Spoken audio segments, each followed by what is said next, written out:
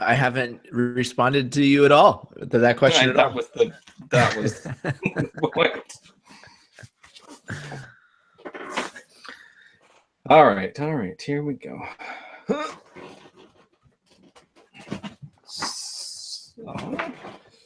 This is the first time I'm excited to see what happens with these headphones. And is it a different experience? Am I going to be blown away? I don't know. I'm used to it now. I think it helps a little bit because it gives me a little feedback on how loud my voice is, and if I'm like cutting out or whatever. But I don't know. Probably if that's what all the professionals do, I guess we should do it. But I think they do it because they want to hear like the volume levels, and they're like sitting far away from each other a lot of times, and so they need the headphones to hear each other talking. I don't know. Any better? Testing. Well,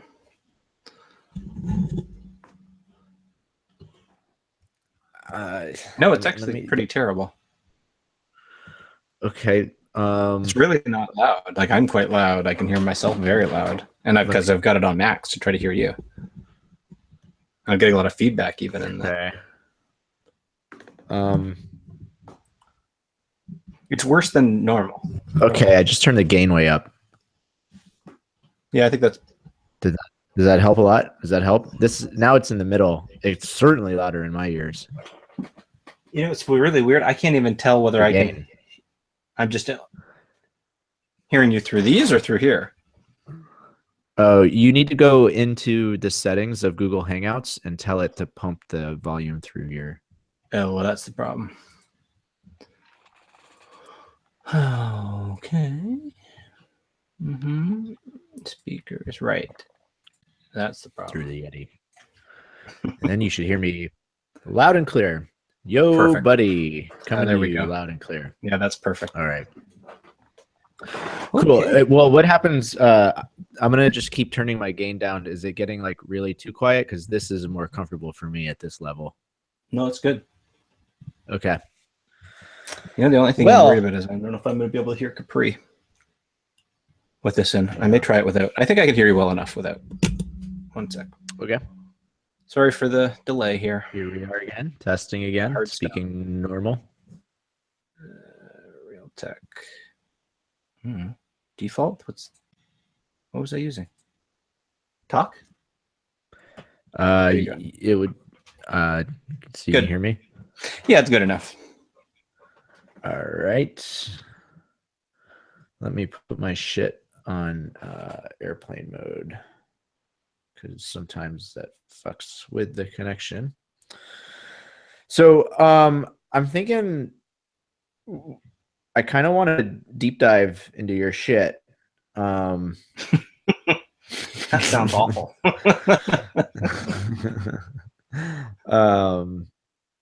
Because like I want to help you with the pricing stuff, but I think it would be good for you to just like re-enunciate your whole kind of plan.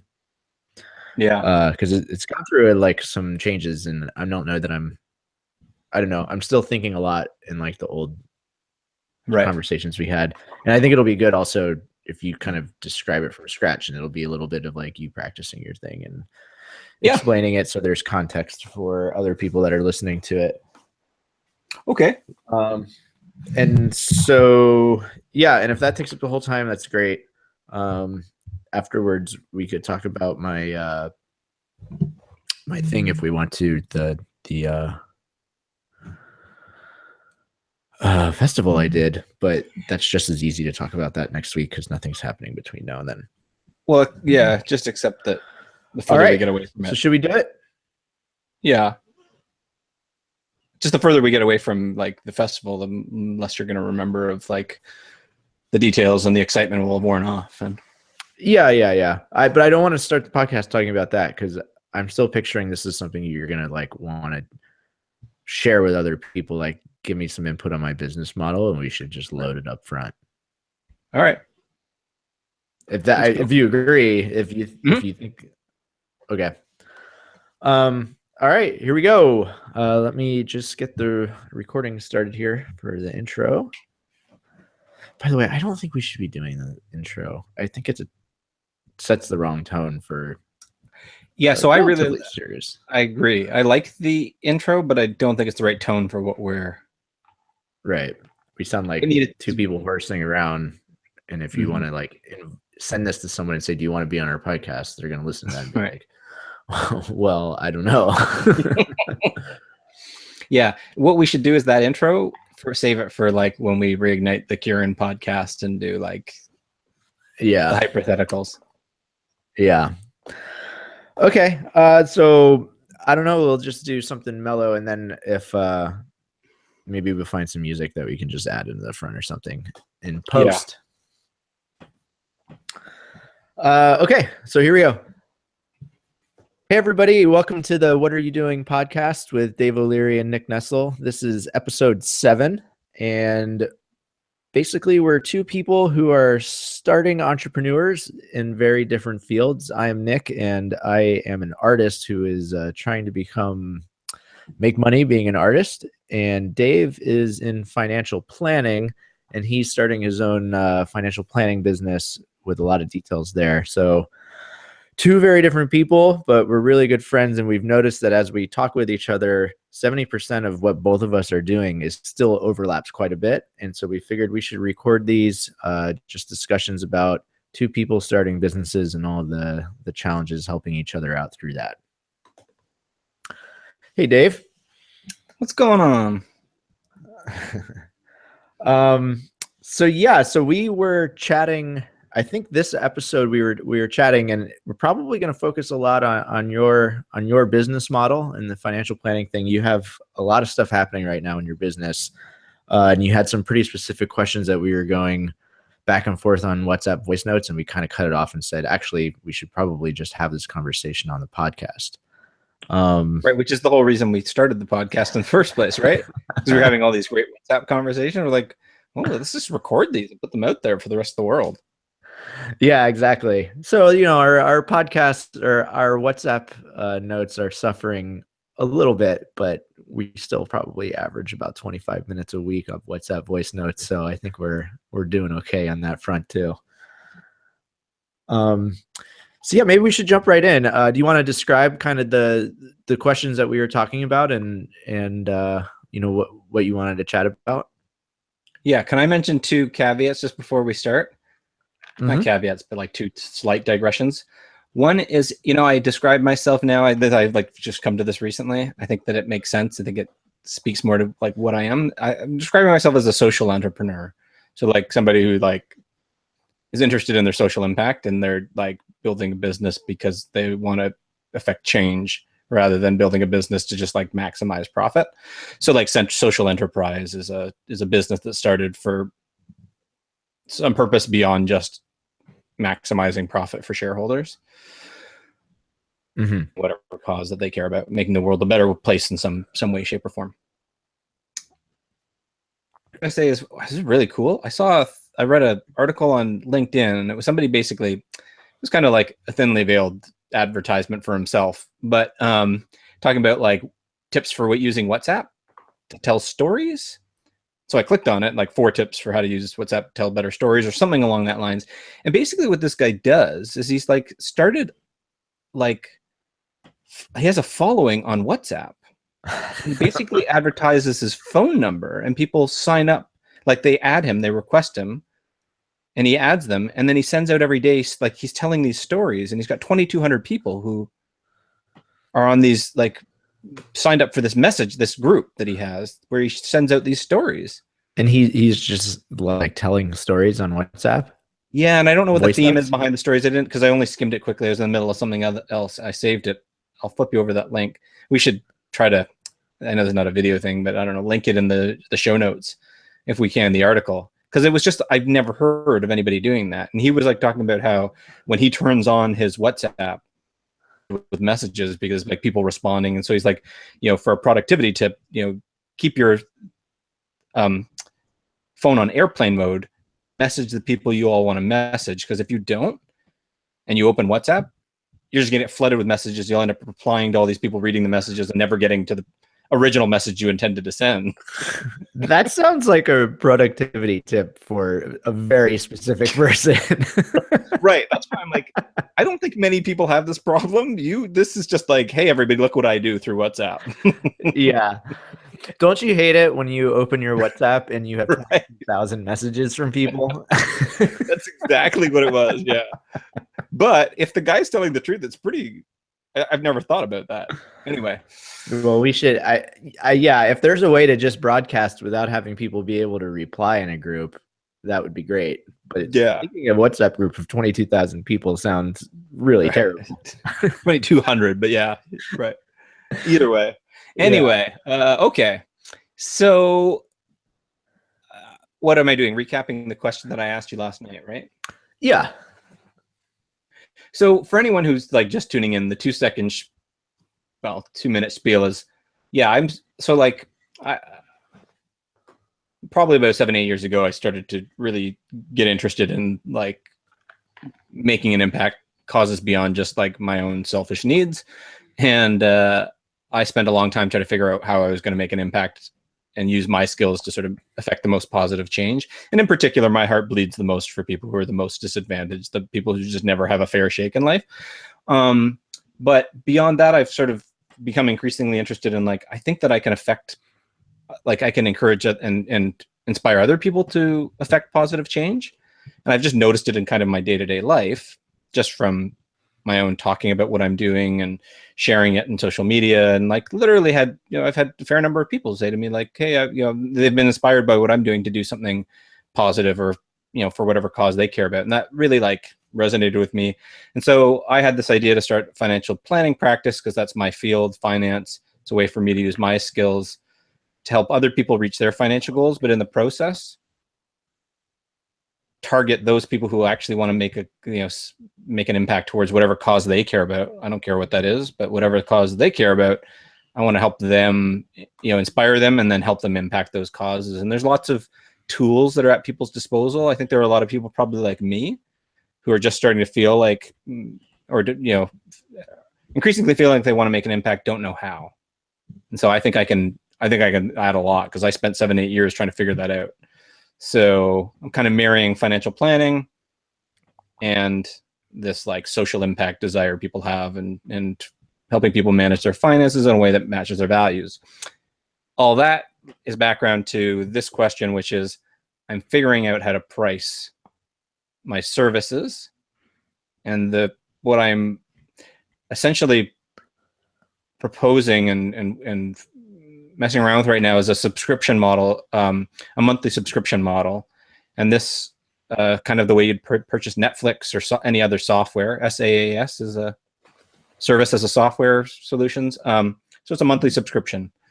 It's transparent. It's highly controllable by the client, but it has its challenges, and it's also highly unorthodox to charge for financial planners to charge for their services in this manner. There is a small growing movement in the US that's starting to do this among younger generation, younger clients, but it is very atypical. So I'm trying to think through the logic of, how do you set this up? How do you price it? Anyway, that's the quick background. Do you want me to just like dive into more of the details?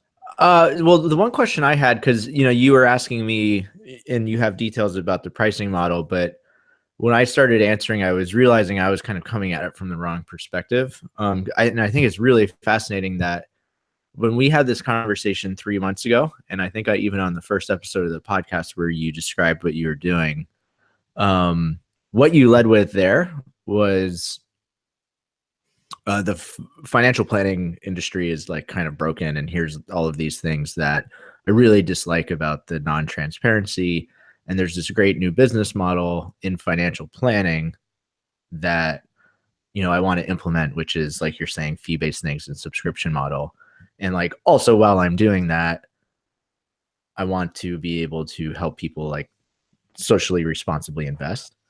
And so it's very interesting now. And we even went through in your name when we were trying to come up with the name of your company, which is now Kind Wealth.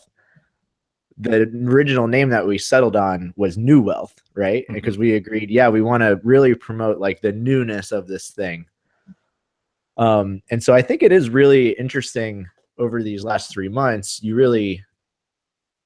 That's not actually the thing that you're leaning most heavily on. The thing you're leaning most heavily on now is this realization that, yeah, I want to be social, and you could describe it better, but the social aspect and the responsible investing aspect, and finding people that are specifically interested in that socially responsible aspect, while also using this new business model to make that happen. Is that accurate?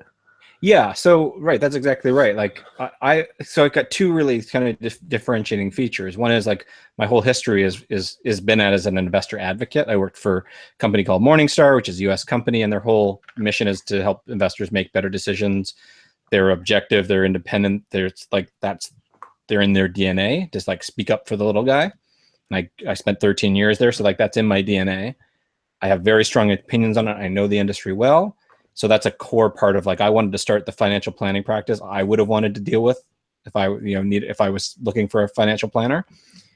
But then I also have this other aspect, which is helping people, figure out how they're going to make their impact, and utilizing, there's a whole bunch of new tools to do that. And so like, that was 7-8 years worth of work for me to figure that all out. Not that I have it figured out, but I've learned a lot and I can share that with people. So I had these two competing aspects to what I'm doing. And so it's like, well, you risk, if you try to highlight both of them, you risk muddling the message. And so I said, okay, well, the bigger market is just the young demographic, a subscription model, pricing that's highly transparent. That's all the things that I would have sort of wanted, and focusing on that. And then as I was going through it and thinking about it and talking more to more people and going through this, I thought to myself, well, the thing I'm most passionate about is if I have to choose between them, like I would love to run a business where the people I deal with are made up only of other people who like really care about their impact and like affecting some sort of positive change. Like if that were my client base was entirely made up of those people, oh boy, I think I would like love working with them and meeting them. And like, just selfishly, I get to network with all these probably other really cool, impressive people who are doing these amazing things, and they're my clients, and that's how I get to meet them. But like, probably we have all sorts of other ways we might work together and benefit each other, and they might get to know each other and benefit each other. Like, it's kind of, because I've been to like a bunch of industry things now where I've found some sort of niche clubs and industry associations where like I'm meeting all these other types of people, and they're hard to find. And unless you do a lot of work to find them and get integrated, like you don't just run into these people very often. And so like, this is a great way for me to connect other people. Anyway, so I thought, I've always said to myself, like, money is a byproduct of doing what you love. And I believe that through and through, but I haven't been making decisions that are consistent with that. Because even when we were talking about, well, which of the two things do I focus on? My knee-jerk reaction as a good capitalist is to, okay, what's the bigger market? What's the more profitable thing to do? And so I really, it dawned on me one day that it's like, I'm not living by what and I've been saying for years, money's a byproduct of doing what you love. And like, I just haven't, like, that was a great example of me not living it. So I'm really like trying to be ruthless about what is it that I'm most passionate about. And I'm just pursuing that. And I don't care. Like if it fails, it fails, but like, I'm going to go for what I want at least. Mm-hmm. Yeah, that's really cool. It's been fun to see you come to that as well. And you've been thinking hard about it over the last few months. And can you describe a little more? So you're saying, connecting these people that, wanted, I'm trying not to say do good, but I mean, it's basically right. Yeah. You want to form a band of do-gooders, but right. But yeah, that but sounds not like, but what I'm struggling with is it's not really that, like, you're not just trying to find people that want to find a good charity to donate to, right? There is this financial planning aspect. So how do you marry those two aspects of, look, I'm a person, I've got money that I want to get my finances in order, but like while I'm doing that, I also want to be making the social impact. So like, how do you do that beyond just saying, well, here's these 5 approved charities that, you should donate to? Like, what does that look like? Yeah. So I think there's two aspects of this. I think you're right. Like this might not have been exactly what you're getting at, but that like what I'm primarily doing is helping people reach their financial goals, and I'm providing financial planning. I'd like to augment that a little bit and differentiate it by like, instead of, I'm not like, I don't really view myself as like the typical financial advisor or planner would say, well, whoever's like wants to hire me, I'm going to work with, as long as they have enough money and I can make them enough money off of them. I want to twist that a little bit where like, no, I don't want to just be like for hire for anyone. Like, I think there's a bit of a fit thing here going on, which is like, I don't know, if I don't want to work with you, then I probably just won't work with you. And so like one way to self-select other people I'd like to work with is causes, and that excites me that I can help them figure that out. So I'm kind of toying with this idea of calling them members rather than clients and customers, and they're paying a membership fee rather than a monthly subscription fee. I don't know. I'm sort of toying with that to also create this mindset of a community. But at the end of the day, no, I'm providing financial planning.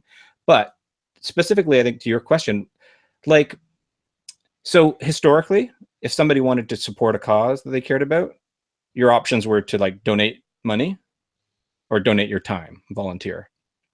Mm-hmm. And today there are a lot of tools that like just didn't exist, and people just still aren't aware even exist today. So, you know, one example, and there's a whole bunch, but impact investments. So you might have a situation where like a charitable organization partners with a government or a funding organization, like I don't know, World Bank, or I don't know if Gates, I don't know the specific organizations off the top of my head, but they're partnering with some sort of funder, whether it's a government or a funding agency, to implement some sort of project that's going to affect positive change.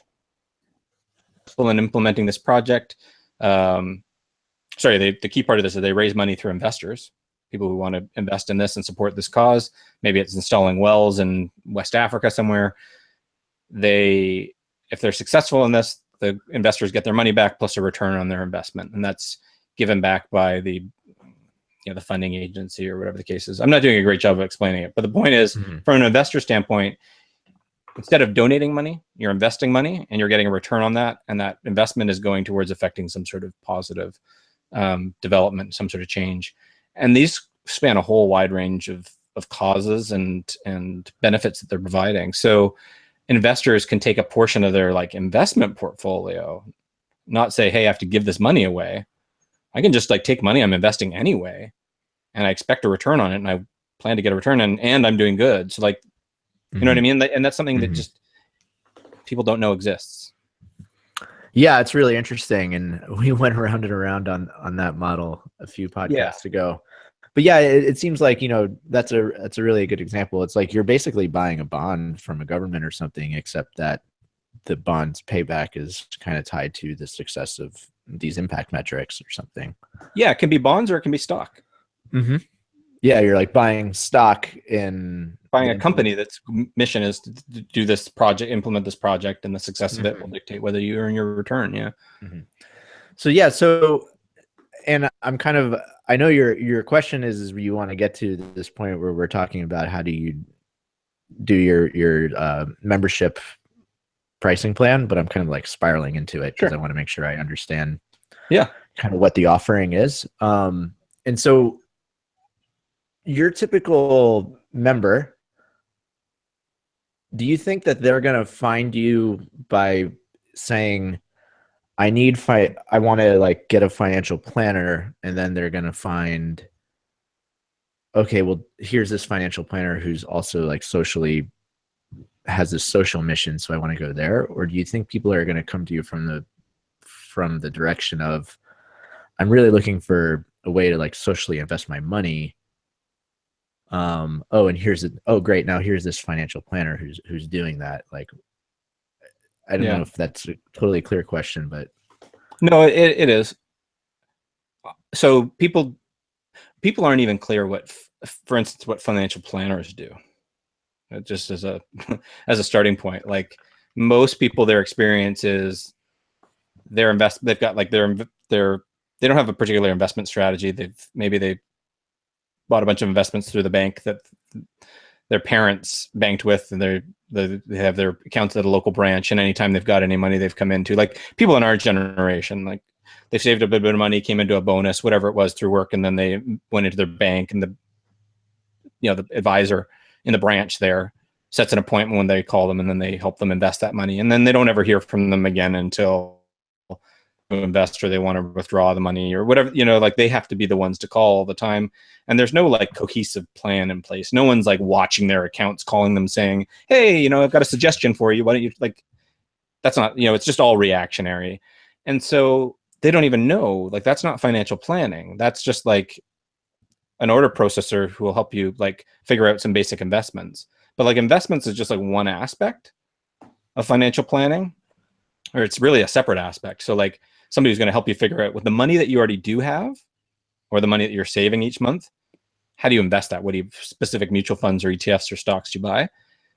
So that's an entirely different field. And that's all most people have had, and especially in our demo, have had any experience with. The other whole aspect is like, do you use, and depending on the audience here, for in Canada, it'd be like an RRSP or a TFSA. In the United States, that would be like an IRA or a Roth IRA. And so they have different benefits and drawbacks. And so, a planner would help you figure out which account makes most sense for you and your circumstances.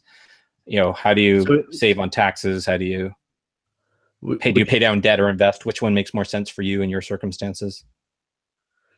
Sure. Would you say that like the first person you were describing is more of like a tactical person who is picking the investments or whatever, and what you're describing as a financial planner is more of like that strategic picture at like a larger scale? I guess, except I think they're just two different things. They're completely different things. Like the skill sets are just, it's an entirely different subject matter. So for instance, Warren Buffett is probably the greatest investment manager. He wouldn't describe as an investment advisor because he doesn't take on clients. He has investors in his fund, but he's essentially picking investments, right? And that's like very, very different than somebody who's going to sit down with a client and go through their assets, their liabilities, income, expenses, help them figure out if they're saving enough, if they're, if they're on track to retire by the time they want to, you know what I mean? Like those are, I think most people could probably get without having any expertise, can see that those would be two very different things. And so they're just wildly different skill sets. And so interestingly, my background is in really the investment side. But that's kind of like that's the thing people think of when they think of an advisor or planner. But that's the smaller aspect, really. The investment advice is really almost a commodity. Like there are robo-advisors now that just automate this entire experience completely. What those robo-advisors don't do, so they'll like, you go through a questionnaire, you tell them how much money you have, and they'll just spit out, here's what you should invest in. It's all done cheaply, quickly, efficiently. But what they don't do, and there still is no artificial intelligence for, is let's go through your individual circumstances. And every time you run into some issues or have a decision to make about what types of accounts to use, what to do with your money, do you have enough life insurance? Do you need life insurance? Do you need disability? Like these are all questions that a planner would do. And they go well beyond just investment advice. So they're completely different fields. Yeah, that makes sense. You're plotting out the roadmap over a longer period of time versus, someone who's advising you what stock to buy or what to invest in. Right. In a shorter term. Right. And I would say the most financial advisors, like the number of people in this world who are like good investment people who can pick good investments and do it successfully is tiny. It's tiny. This is what I did. I evaluated professional investors for a living for Morningstar. Like, Vanguards and Fidelities and all the biggest companies in the world. Like I did them, and there's just such a tiny fraction of those professionals who are any good at it. So to expect your financial advisor who calls them, who says, I'm going to tell you which investments are the best. No, they're one step ahead of their client. They don't know what they're doing. They really don't. They're just trying to sell you a product because they're going to make money off of it. And hopefully they don't do a terrible job for you. Like they'll probably do just mediocre, but not much better than you could get through robo-advice, like through it automated, or just honestly, for some people, then they could just do it on their own. Yeah, that makes sense. So thanks. That's good background, and it helps me to understand, to be able to comment better on like the model. So I don't know if maybe, do you want to try to describe the pricing plan that you're thinking of and how you think you would structure that membership model? Yeah. So what's typical right now among financial advisors, so investment advisors, financial advisors, these are people who help you find investments, is they charge you a percentage of your assets.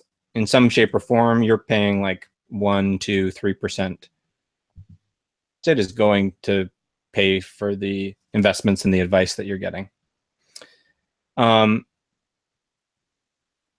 So on $100,000, if you were being charged 2%, you're paying, $2,000 annually.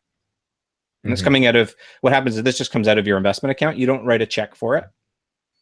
It comes out of the value of your investments every month, like on a prorated basis, so that on the year you're, roughly $2,000 if you're paying 2% on 100,000. And so most people don't even realize they're paying anything because they never get a bill. They never write a check. And so they're like, well, I don't think I'm paying anything. No, you're paying. And you're like, if you don't know what you're paying, you're probably paying the most because you don't know, and they know you don't know, right? Like, and they specifically make it opaque so that you aren't aware. Like, that's why it's no accident that it just comes out of your investment account. It's not because it's more convenient for you. It's because you're not going to be aware of it. You're not going to ask questions. So the other financial planners, people who are hired, they don't actually give investment advice. They help people with all the other stuff, which types of accounts to use, how much do I need to be saving, do I need life insurance, all those other things. The financial planning, they typically charge what's called a fee only, which means a flat dollar amount, and the client literally writes a check to them, and it goes directly to that person who's helping them.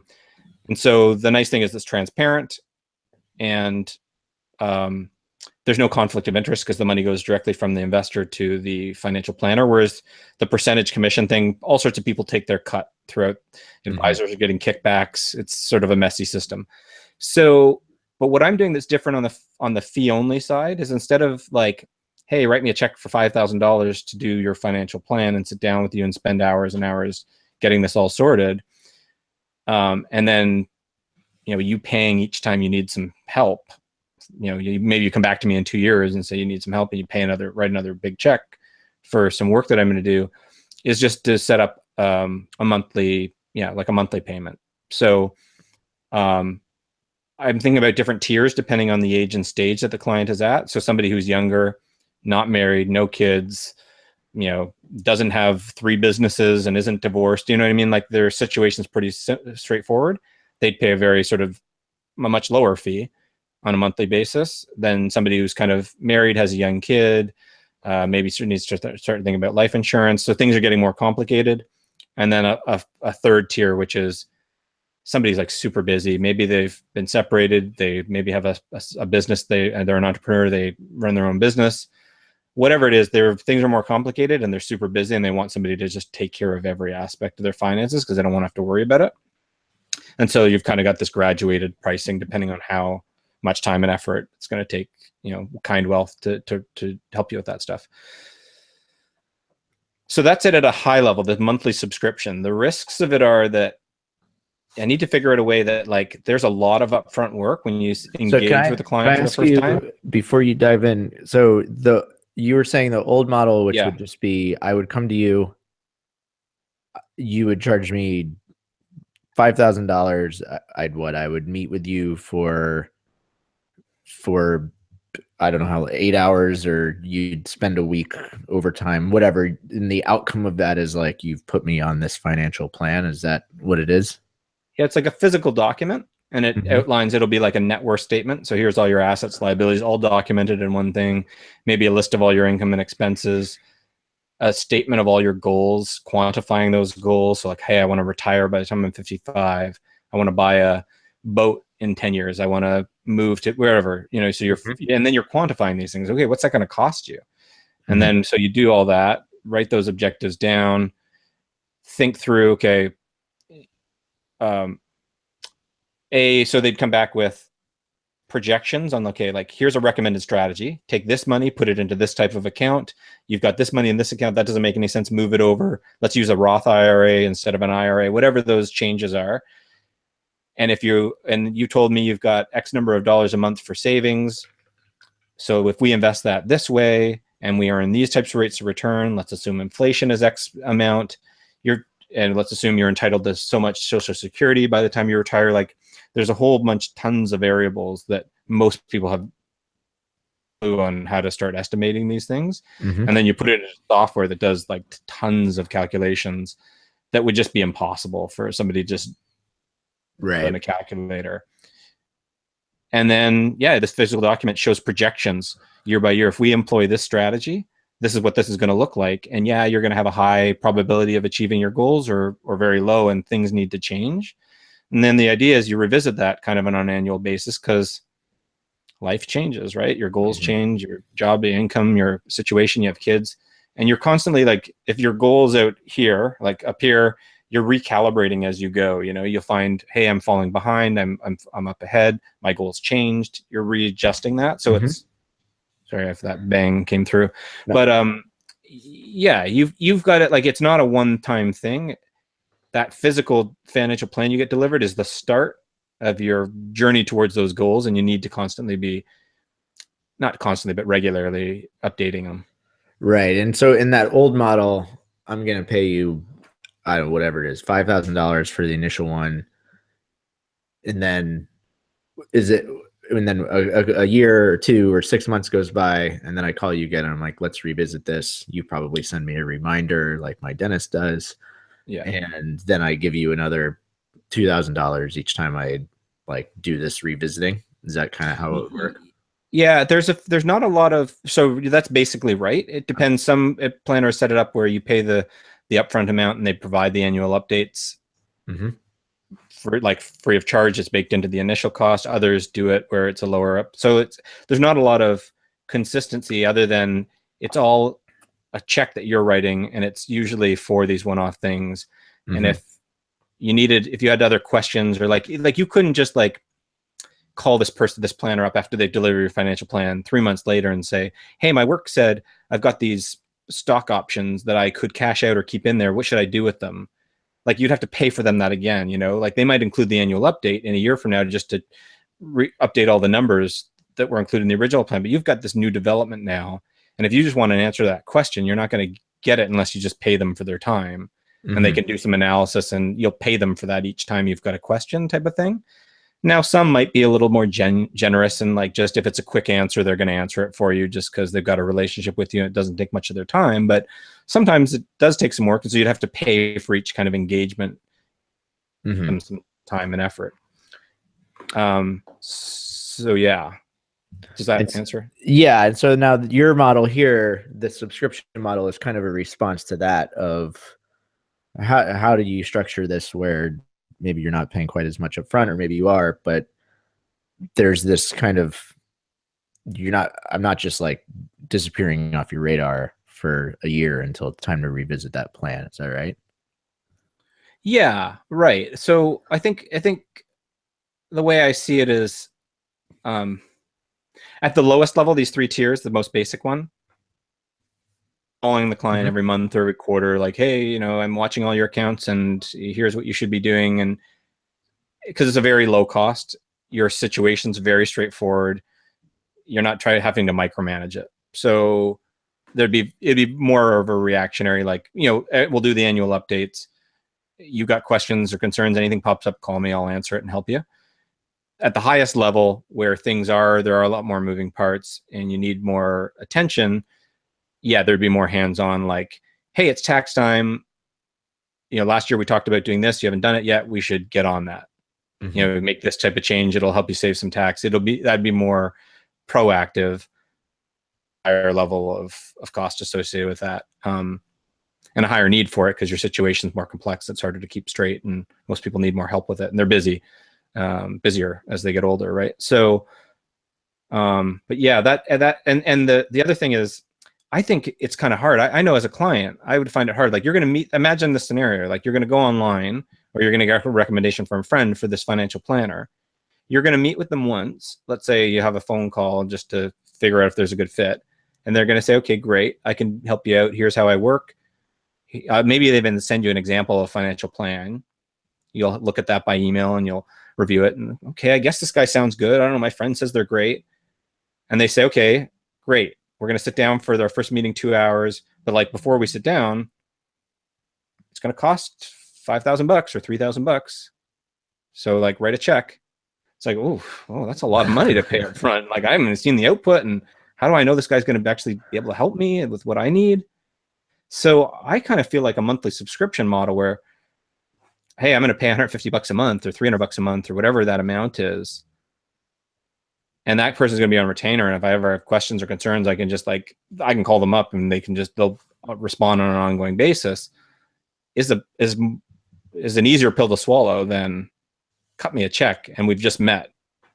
Yeah, I 100% agree with that. Right. And that's probably one of the reasons why I haven't talked to a financial planner. Like, I feel like I am your target demographic right now, and that resonates with me for sure. I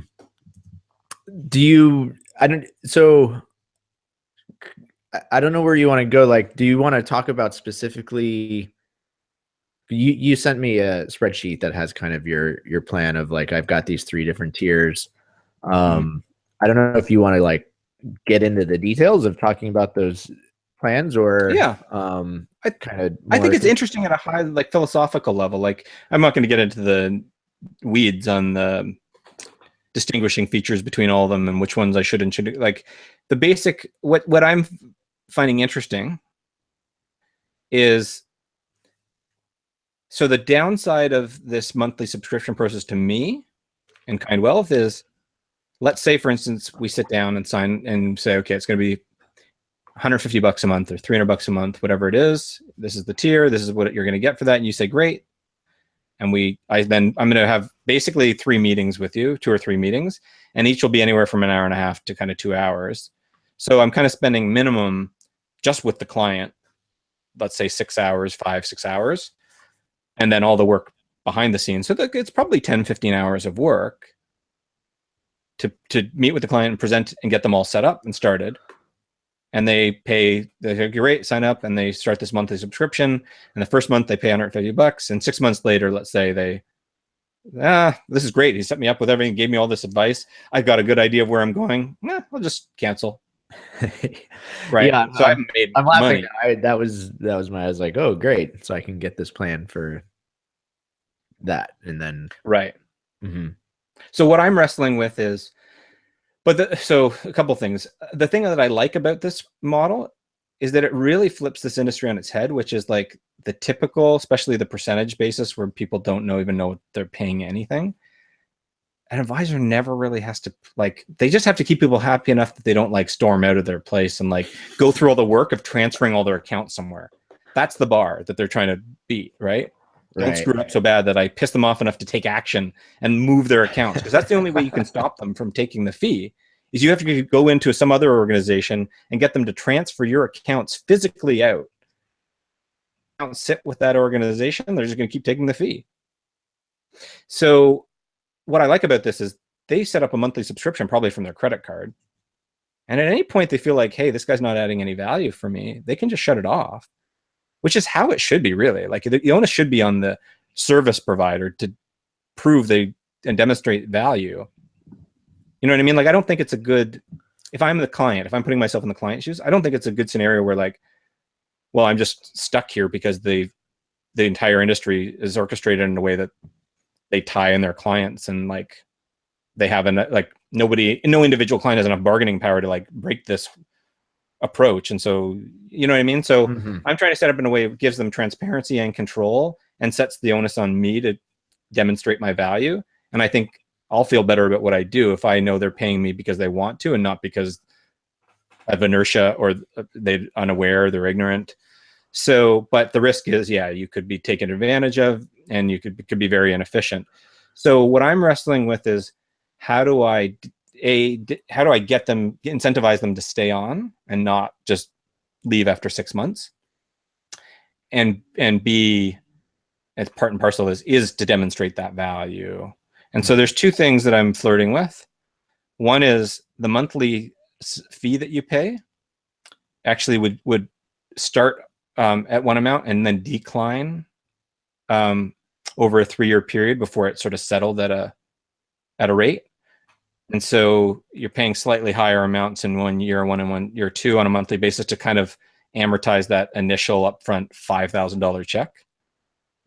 So from the client's perspective, if they go through all this work, like keep in mind, they're probably going to spend 5 or 6 hours meeting with me and going through all this to get, for me to get to know them, get everything all set up. And for them to say, okay, 6 months later, 8 months later, I haven't heard from him. I haven't had a need from him.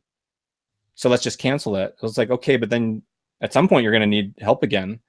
And do you want to go through 5, 6 hours finding somebody else to go through all this? And like, you're probably not going to want to, knowing especially that year 2, your fees come down, and year 3, it's going to come down again. You know what I mean? And by that time, I think if I haven't built a strong relationship with the client where they feel like they're getting value from me, so that in year 4, they're like, well, there's no more decline, so I might as well just cancel. Like, I don't know. I think then the onus should be on me that I've developed a good enough relationship where, like, I want them to feel like, shit, this guy had so much value.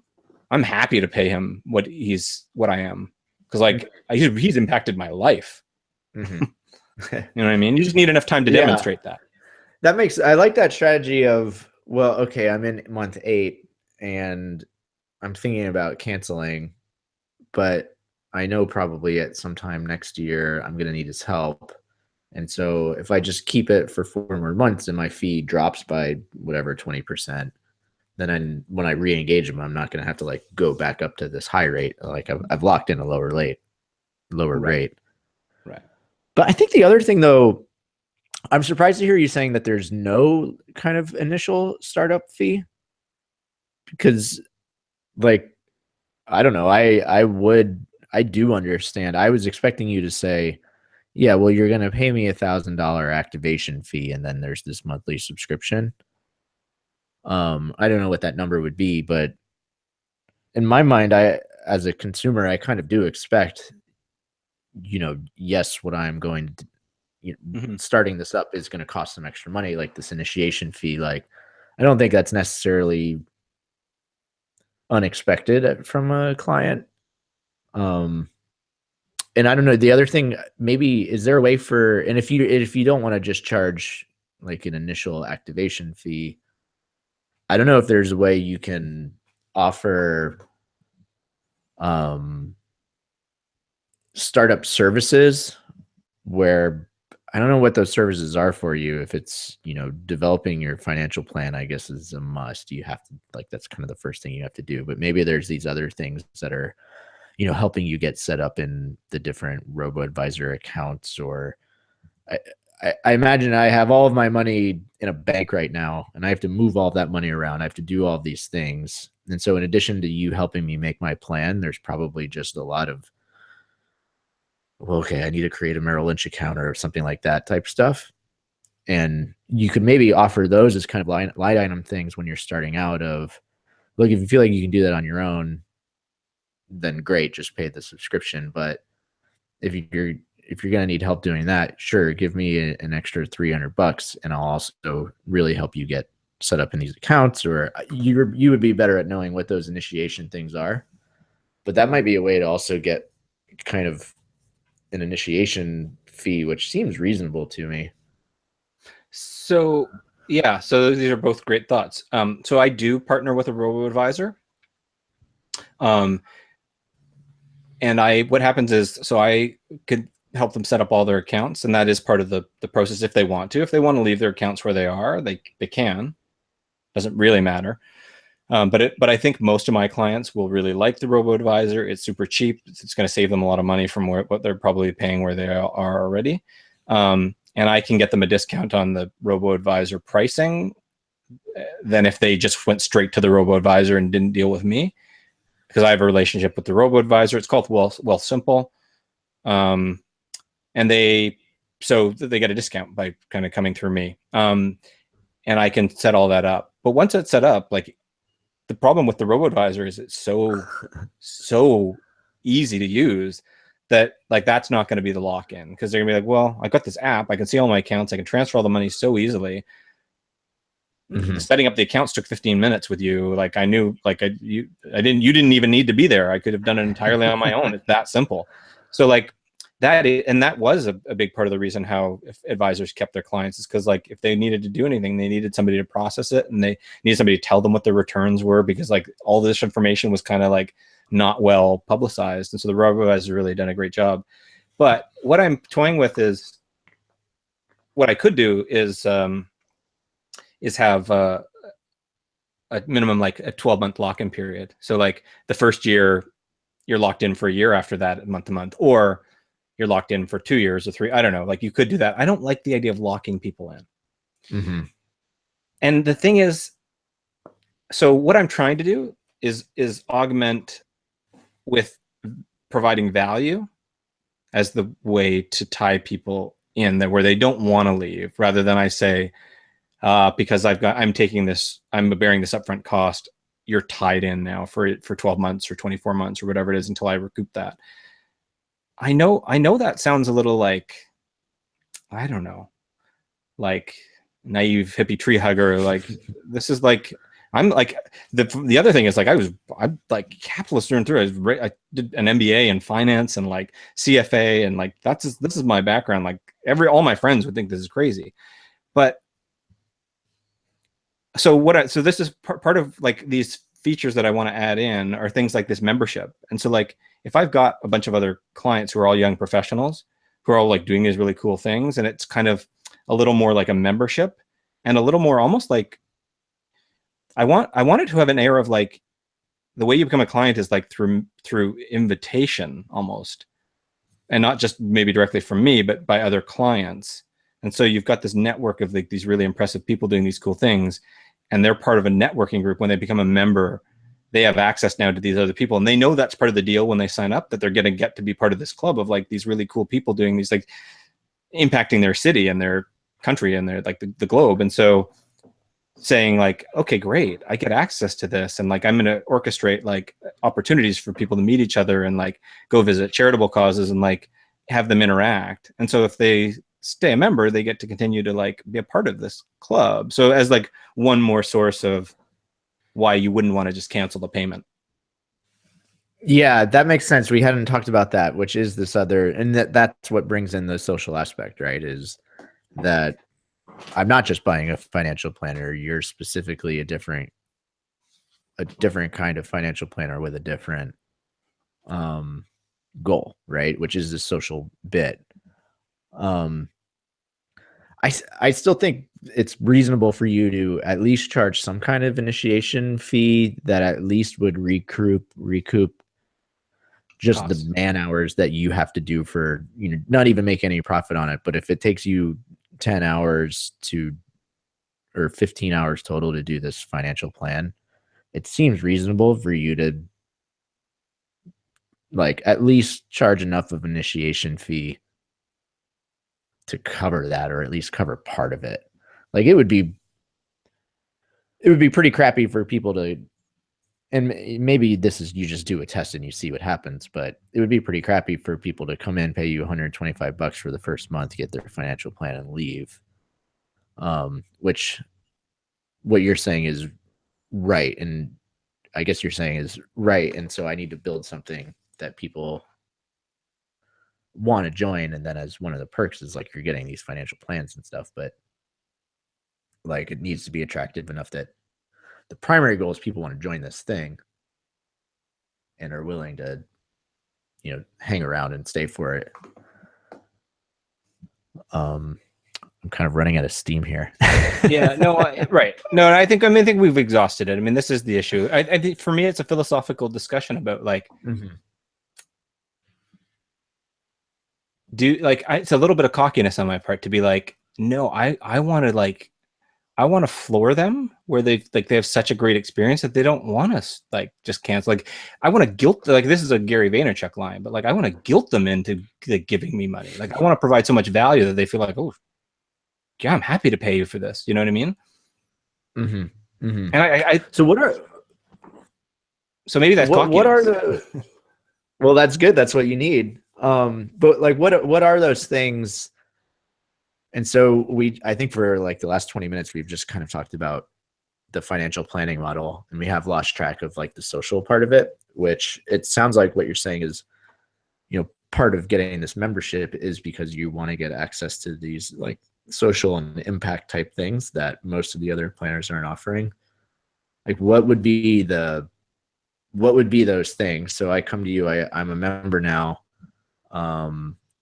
What is that stuff that's happening in month 3 of my membership that I'm getting value out of?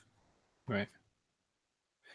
So one of the things I wanted to do is set up young professionals in a networking, so Kind Wealth members networking club, so and like impact networking things. So maybe like once a month or once a quarter, we go out and visit a different charitable organization in Toronto doing really cool, amazing work, and they maybe each quarter or each month it's a different organization working towards a different cause. So maybe one month it's an arts-based organization like using arts to as a youth diversionary tactic in like a poor part of town, or a women's domestic violence shelter or whatever it is, and they're going to get out to see these. And so what we might do is everybody pushes in some money. I don't know what that amount is, $1,000, 5,000, whatever that amount is. You've got 25, 30 people who are going out to these events over the course of a year to see these different charitable organizations. At the end of the year, we all get together again and decide as a group, pool our money and decide which charitable organization we're going to give this money to. And when we pool it, maybe we've got $30,000, $50,000, and you're going to give that to like some local charitable organization, which like 50 grand is going to be a huge boom to, you know what I mean? It's not like, or maybe you give it to a big organization, but maybe a small one where like that's going to change their entire next year because they just got 50 grand. Like that feeling is amazing. And then you've like had this chance to meet with these other professionals and like hang out with them, and like maybe you go for drinks after this visit to this organization, and so now you're networking with these other people, and you're getting more and more entrenched in that community. Yeah, that's cool. I mean, then you are building, and it sounds like maybe a local community is what you're describing, at least initially. I mean, there's no reason it wouldn't, like, to the extent I build clients in different, like, because I can operate nationally.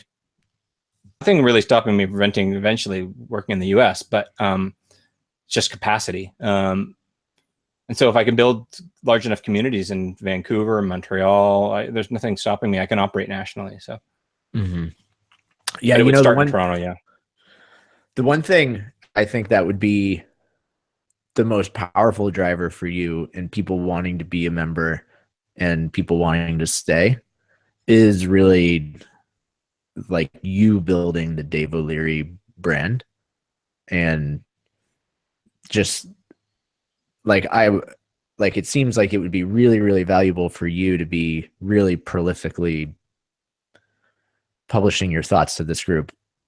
You almost constantly, you have to figure out the right thing, but you're kind of like the figurehead of this group who's really proactively going out and publishing a blog post about this, whatever, the stuff that you're doing at World Vision, or, hey, here's this thing, or, just like really producing a ton of content that, yeah, there's probably a lot of like you just giving financial planning advice, but then also like you shining a light on all of these different social impact things that you think are really neat. And that seems like a thing that would really hook people in, because now they're not just buying a financial planner, right? They're becoming part of the Dave O'Leary cult in some sense. And I imagine you would be one of the few people out there who's really prolifically, I'm trying not to use the word blog, but, publishing and talking and speaking about these things, which I think would go a long way to building that community, right? And people are replying back and they're writing their own thoughts and things like that. Yeah, I think that's exactly right. Yeah. I mean, I'd like it to just be like, I don't view it like, I know you were saying it kind of jokingly, but like the Dave O'Leary cult, I do want it to just be about like joining this movement of like other people, and they're just like getting together and getting connected with these other people. Like I keep saying, I found it very hard. Like I didn't know a lot of other people who felt this way until I really and I put a lot of time and effort to try to find these and get connected. It took me a lot of work, and I did it. But unless you're really motivated to find them and then connect with them and go to these events, it's hard. And so I think there are a lot of people who, if they joined part of this thing and got connected, they'd find that really cool and refreshing that, hey, I now know 25, 30 other really great people that care about the same stuff I do. That's awesome. We talked about this a little bit with like South Africa was kind of like that for both of us in some regard, right? Where like you met these really other amazing people doing really cool things, and now they're off in different parts of the world. And like I find that that's so cool that we had that experience and got to meet these amazing people. Yeah, I think there is a lot to that, because even just now calling myself an entrepreneur, an artist, I don't know if entrepreneur is the right word for me, but whatever. Well, that's one thing we're working on, right? Is owning that. Yeah. But like meeting other people, it's been a lot of fun. Even in the last few months, you meet people who are doing stuff, and then being able to just pick their brains and talk to them and things like that. And I think that does resonate with people. You know, I am going to have to run here. We're running a little bit on time, but one of the things I wanted to ask is,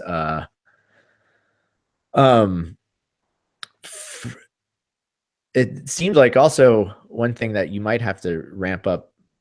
I don't know how you would do it, is like the actual infrastructure of building the community, which I imagine is a lot of, if you want to create some kind of web space that people are interacting, whether, I don't know if that's just all done through, I don't know if you've thought about, like, do you need to build your own portal where people are coming and using that as a headquarters? Or do you think like there's enough stuff in LinkedIn and Facebook and whatever else that's out there, Medium, where you can just leverage whatever social stuff is out there to kind of make this, I don't know, like community center, right? Where all these people are going to be interacting with each other. Yeah, I think to start, it would be like a Facebook group, like a closed Facebook group. But over time, I could see that getting built into my own thing, my own portal, my own site that hosts it all. I wouldn't want to depend on it. But yeah, I think that's a great point. And on the broader point of capacity, like the situation I'm in now is really thinking long and hard about, like, I can't do this all myself. I need other people to like partner to help build this out. Really hard about like what skills do I need? What do I lack that I need someone else to do to help build Kind Wealth? Because I can't do it all myself, and I don't have the capacity anyway. So if I did have the skill to do everything, so that's an interesting challenge. I'm right in the middle of thinking about it. It's like I'm in the very first steps of doing that. Well, that's really cool. Yeah, that sounds like the second, like the V2 problem is how do you I feel bad. I am gonna have to cut us off a little bit because no worries. To run. But what I really feel bad about is I didn't even mention earlier your biggest news that you have. Congratulations, buddy. You just had your second child just not even a week ago, or maybe a week. How long has it been? A week ago. A week ago. Week and day. And come on, give us some stats. So she was 8 pounds, I think like 5 ounces, 5.5 ounces. Her name is Trinity. She's amazing. She's like, other than my other daughter, she's the greatest human alive. They're tied for the greatest humans alive. Yeah, we've talked about this before. It's incredible that you and Mel, what are the odds that you would be the one to have created the greatest? Not even of course, it's objectively true that they are the greatest humans who have ever lived. You joke, but I've heard that from other people that your babies are the greatest. I was talking to someone else different from you, and we were talking. That's awesome. Yeah, it's true. Yeah, it's amazing. Well, thanks, man. I appreciate it. Yeah, well, congratulations, buddy. It's really happy for you. And I'm sorry, but I get a real chuckle out of like, we're talking about all these things you're doing and how busy your life is. We didn't even talk about your other job that you're doing until all this. And then I'm 3 weeks into my other job. Yeah. And I'm 2 weeks, like a week and a half away from like a sort of exam, like a 6-hour exam that I'm gonna have to write to try to get certified for some financial planning designation. Yeah. What the people listening on the podcast can't see, we have video, and you're basically just look like kind of like a skeleton, man. Like your all eyes are sunken and I'm a zombie, emaciated, and it's real bad. Your hair is still good, but the rest right. This has really gone downhill. That's awesome. All right, man. Well, I think, that was really cool for me. I really enjoyed it. I thought we got to deep dive pretty well into what you're doing, and we'll talk about the pricing stuff more. I don't think we got quite into we only just got to where you were explaining your pricing model, but that'll be for next week. Yeah, I'd love to hear more of your thoughts on that as you think it through. Yeah, for sure. Well, Cool, cool. man. Thanks everyone. Thanks for listening. Next week we'll talk a little bit about my festival experience, which was fun. I am excited to talk about that. I feel real bad we didn't get to that. No. But yeah, thanks everyone for joining. Talk to you later. Peace. You can edit that out. That more goes with the podcast. Hey, do you want to record the intro? Just remember like what we're talking about. Sure. What should I Give me like 3 minutes. I gotta go like turn the oven on and stuff, but write down what you want to say and practice it for. I'll be right back. Okay.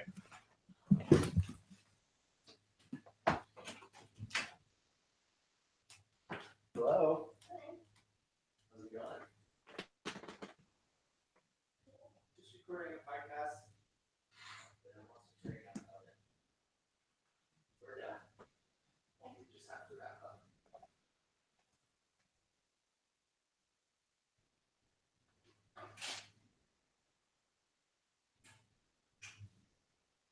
Forever. Then you can turn the TV on.